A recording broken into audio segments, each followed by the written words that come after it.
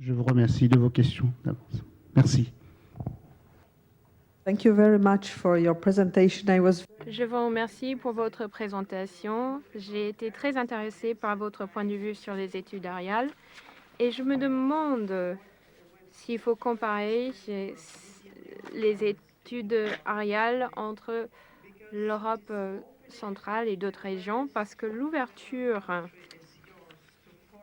de ce point de vue du Japon sur les autres régions et cette idée que les études ariales nous obligent d'étudier l'autre pour nous voir mieux nous-mêmes. Alors, j'ai pensé à certaines facultés, par exemple, des facultés dans des universités de l'Europe de l'Est et centrale, des facultés qui ont des champs d'études qui ressemblent à celles que vous avez, de ceux que vous avez décrits au Japon, en République tchèque ou en Pologne, par exemple.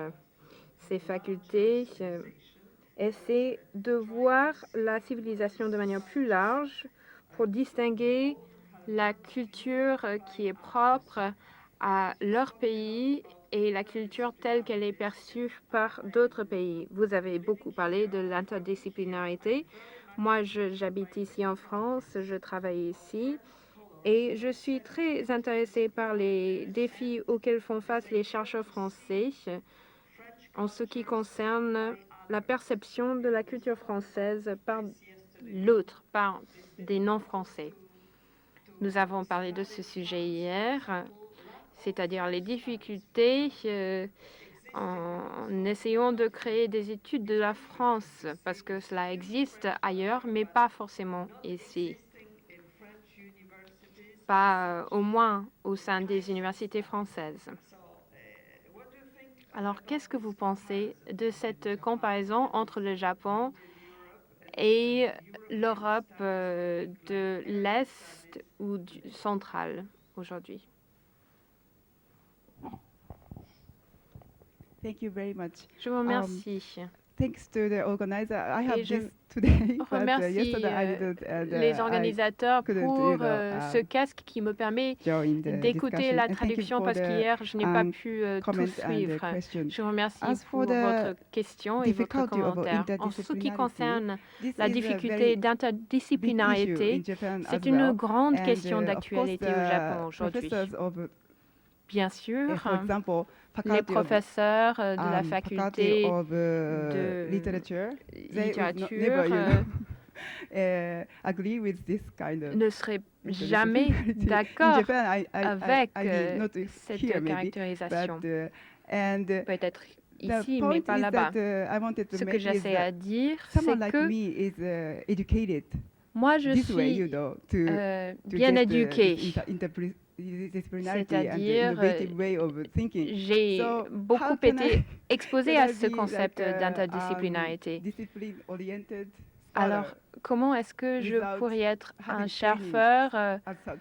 sans So, avoir fait la formation So I qui me think permette it's a d'être time that, interdisciplinaire dans maybe mon approche? scholars can collaborate. Je pense que les Both- chercheurs pourraient Both type of collaborer, scholar or the scholars in between can qu'il collaborate s'agisse together to study d'un type de about chercheur ou areas. d'un That's autre, my qui pourraient opinion. collaborer And, sur cette question but, des études ariales.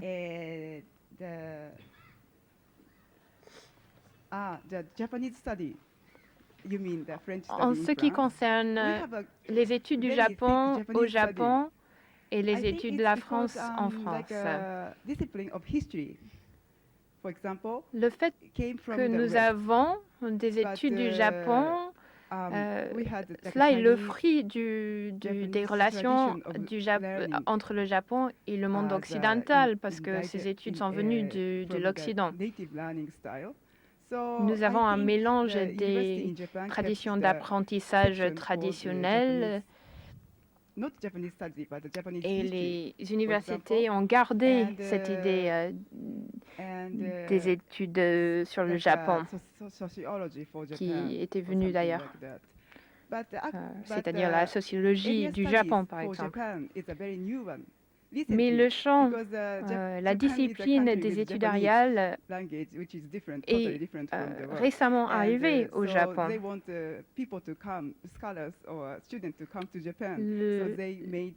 gouvernement japonais cherche à encourager des chercheurs à venir au Japon. Alors, les universités japonaises ou le gouvernement japonais a créé ces facultés où les cours sont donnés en anglais. Question. Thank you.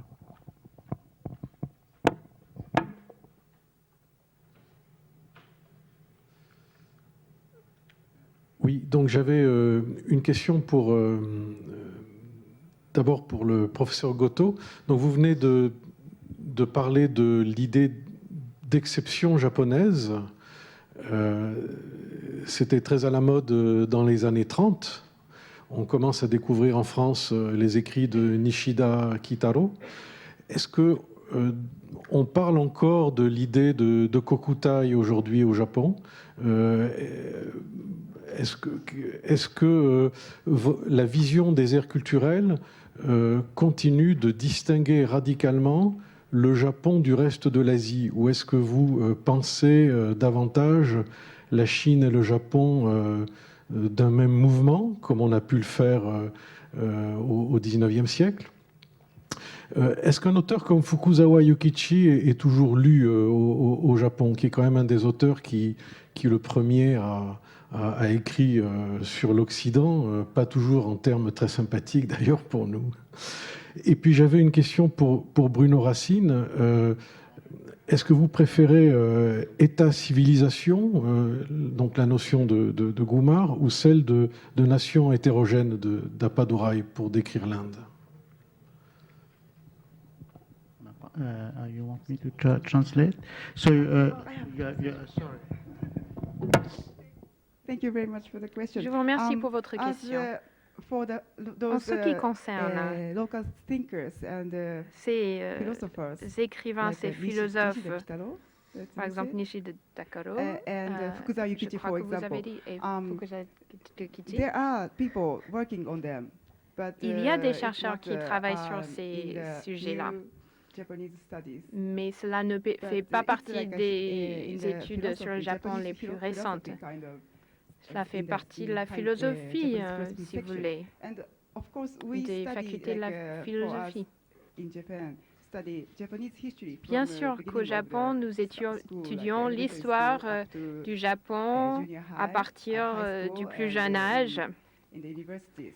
Et And ces so, études continuent Japanese jusqu'au literature niveau also, we say, universitaire. Et il en va de même Kokugo is a pour national la language. littérature We have a special course japonaise. for Kokugo, not Japanese, Kokugo but, fait le sujet, national fait l'objet language. plutôt So we des cours dédiés, par those exemple. training for, Alors, nous avons des giving séances knowledge de about, formation Fukuzawa Yukichi or spécifiques à like, Kukuai famous, Jiji writer and thinkers et d'autres écrivains course et to penseurs be grown de up. renom. That's one thing, and the study for them is in the Ces études section of like a Japanese history or Japanese philosophy, and so on. sont contextualisées dans l'étude de l'histoire du Japon. Pour la seconde question.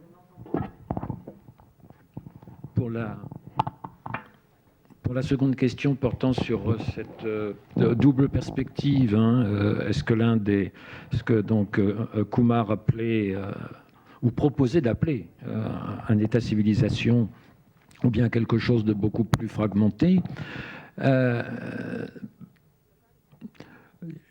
il y a toujours, c'est vrai pour le monde universitaire, c'est vrai aussi pour le monde littéraire. Quand on est dans les salons littéraires indiens, on voit bien qu'il y a non pas des tensions, mais des dichotomies entre ceux qui sont restés en Inde et ceux qui ont décidé de faire carrière à l'étranger, et en particulier aux États-Unis. Ça n'invalide évidemment absolument pas ce que peuvent apporter les intellectuels indiens de la diaspora. Le cœur du problème, je crois qu'il est dans le processus politique de construction nationale. C'est-à-dire que, évidemment, l'hétérogénéité est là. L'Inde a un problème linguistique très particulier. c'est que la langue maternelle principale, la plus parlée, l'hindi, c'est une langue minoritaire. C'est la langue maternelle de 40 à 45% de la population. C'est-à-dire que il y a très longtemps, j'avais fait dans une géopolitique des langues un chapitre qui s'appelait « Comment gouverner Babel ». Et ça, il y a là des leçons pour les Européens. Il y a aujourd'hui 29 États indiens dans ce qui est l'Union indienne. Par rapport à nos 28 États européens. Quand on regarde comment fonctionne le Parlement indien et comment fonctionne le Parlement européen, avec sa batterie impressionnante de 25 cabines de traduction, les Indiens ont inventé une certaine façon de gérer la pluralité. Alors, ils la gèrent avec des crises, avec des tensions, avec des insurrections qui n'ont jamais d'ailleurs abouti en termes de séparatisme, ni dans le nord-est, ni au Cachemire, bien que le Cachemire soit un cas un peu particulier, parce que là, évidemment, le Pakistan se considère partie prenante.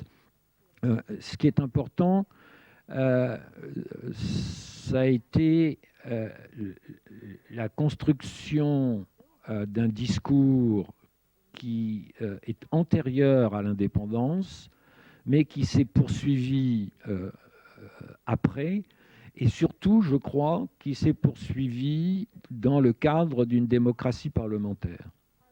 Alors, il est très facile, et on peut tout à fait légitimement critiquer certains modes de fonctionnement de la démocratie parlementaire, mais disons...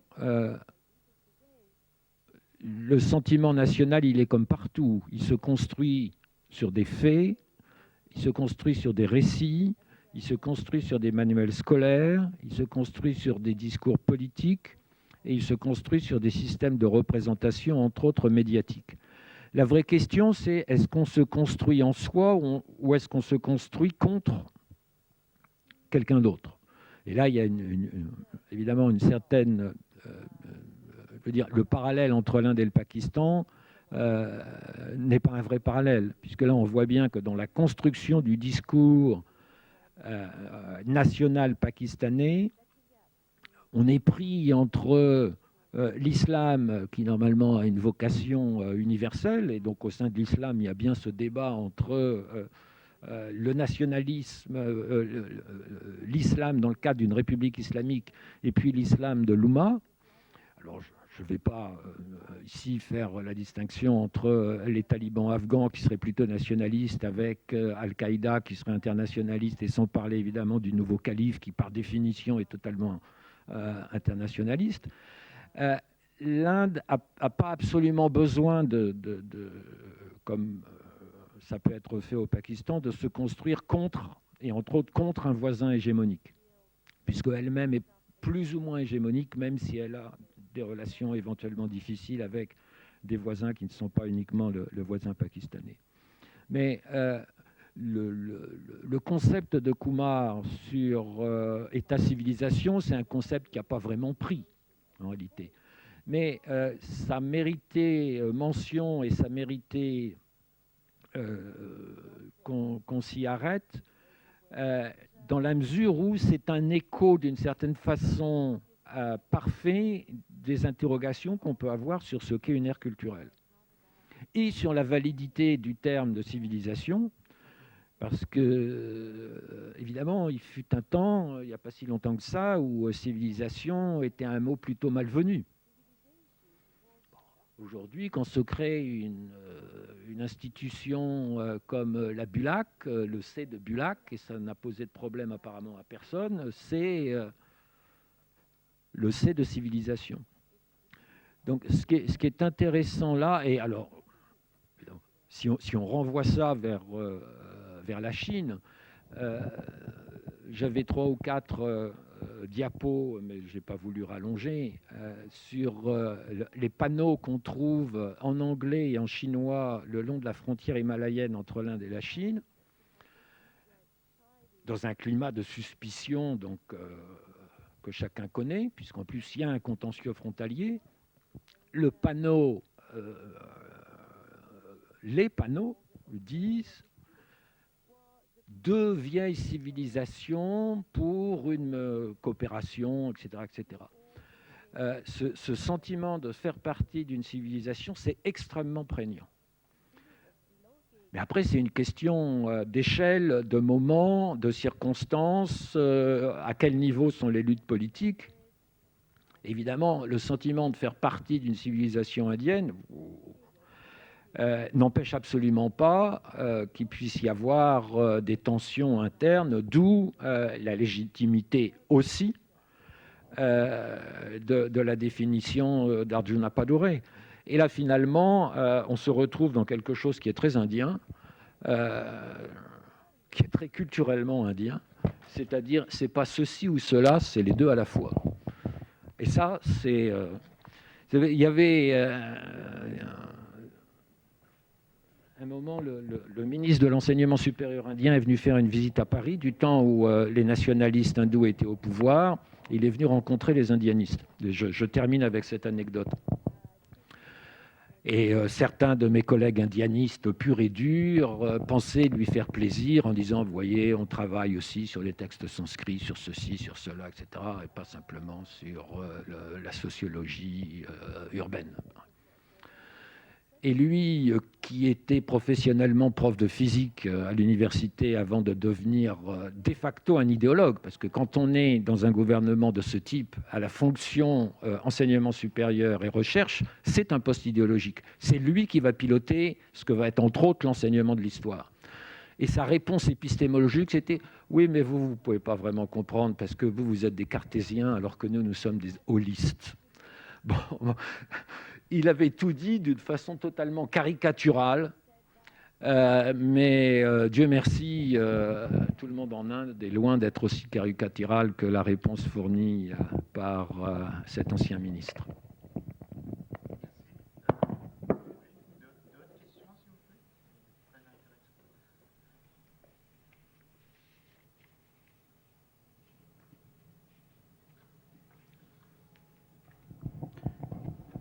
Oui.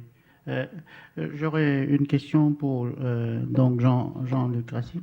Donc, on a parlé de ces questions de civilisation, c'est simplement. Il y a eu un débat dans les années fin 90 sur ce terme de l'asiatisme, par exemple, et qui rejoint un peu. Et j'aurais aimé, j'ai vu des acteurs, surtout un conseiller indien de Lee Kuan Yew, par exemple.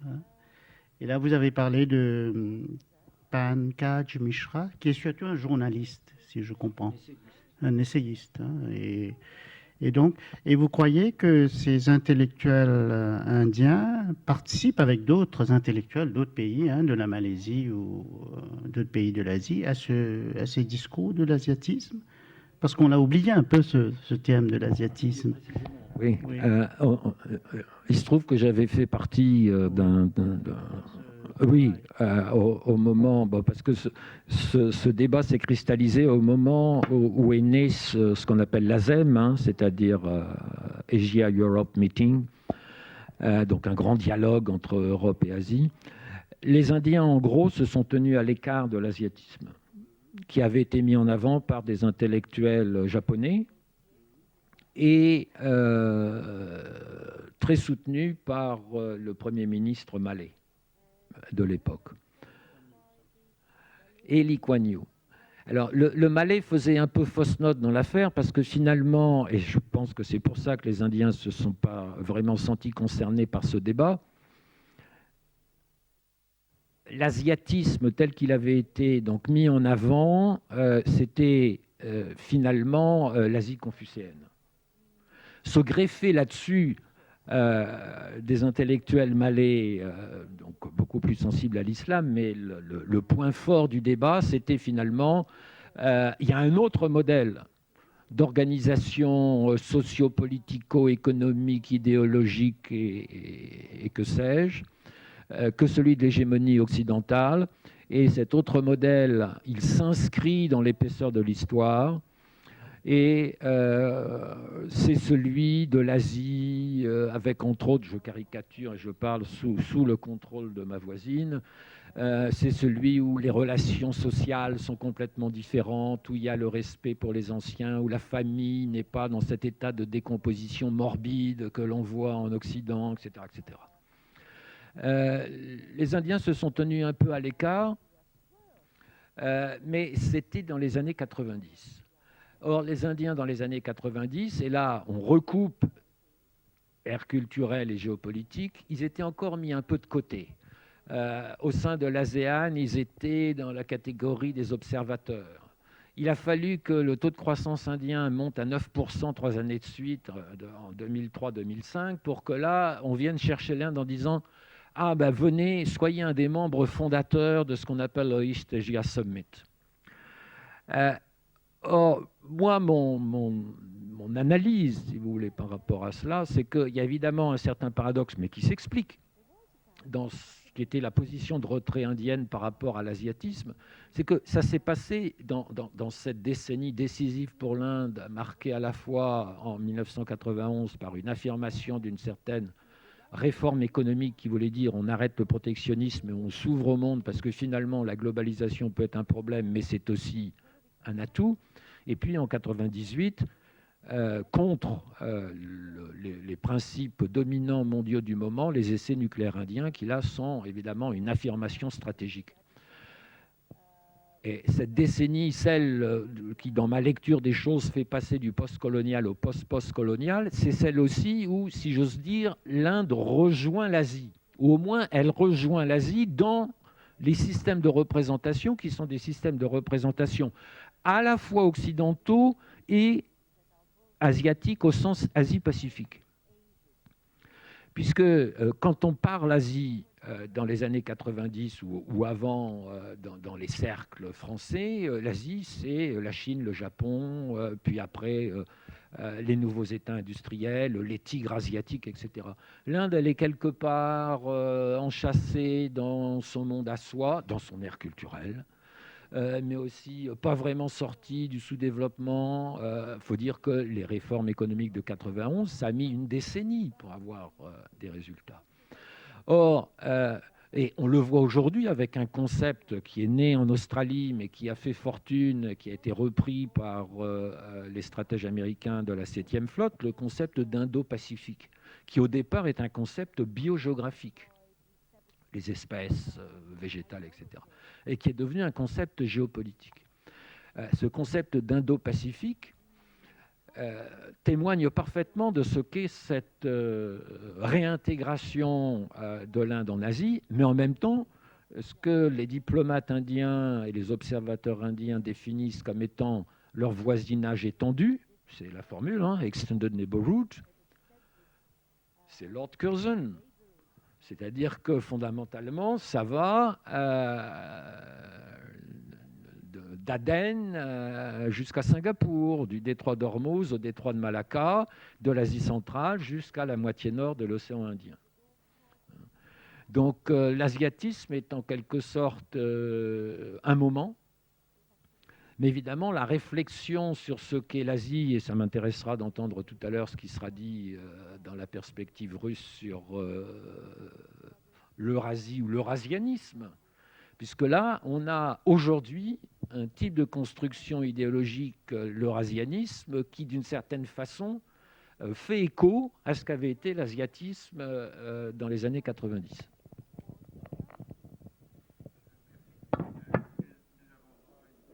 Question, je pense. Et puis il y aura une pause café. On reprendra vers 11h20, c'est bon? 11h25?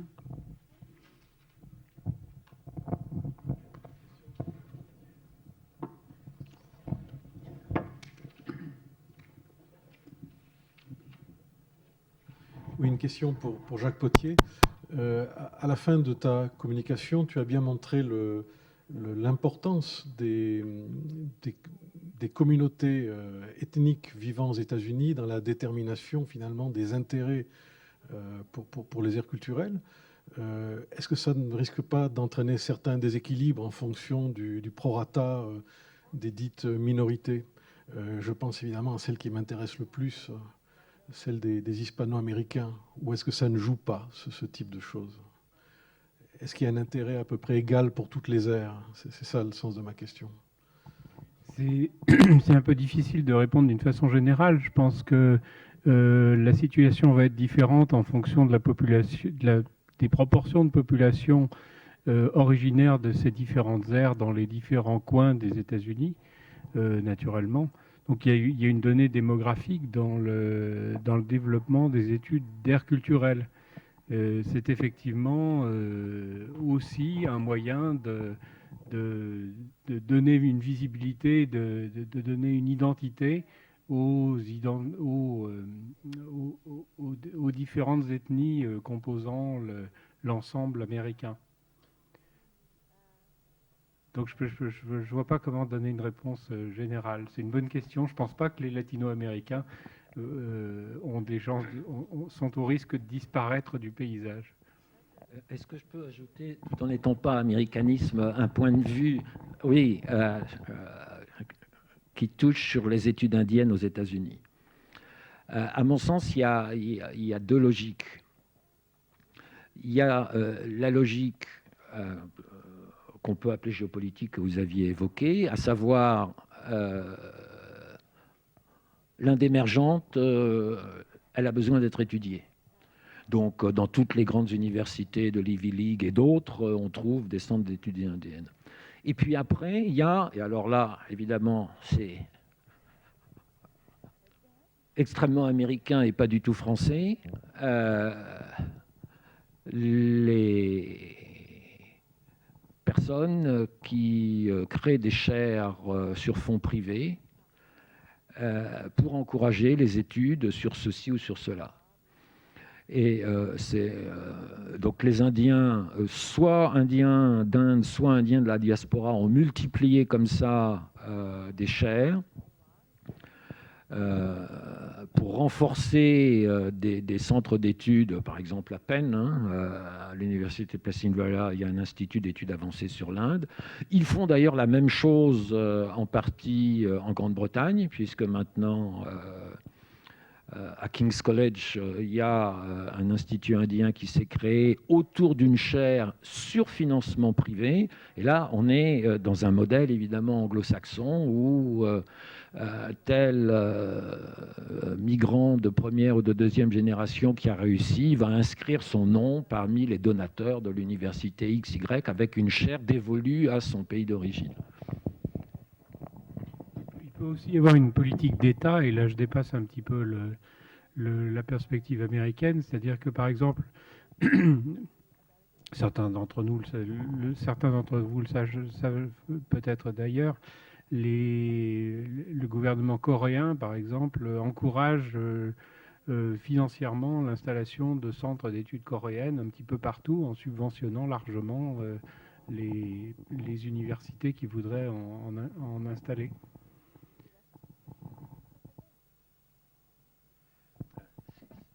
Très rapidement, là, je passe de l'Inde à la Chine. Les instituts Confucius chinois. Ça a été créé il y a moins de 10 ans. Il y en a plus de 400 au monde. Et la stratégie chinoise a été de faire...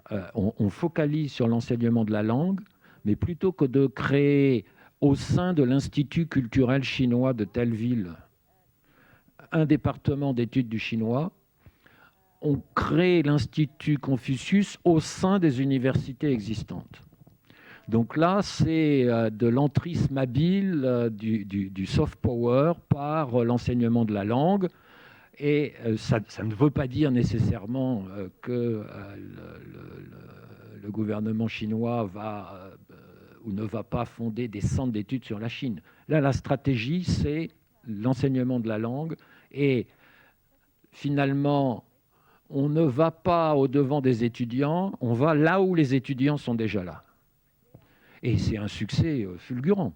Quand je compare ce qu'est la politique de soft power indien dans ce domaine avec ses centres culturels et la politique des Chinois avec les instituts Confucius, c'est sans commune mesure. Sans commune mesure.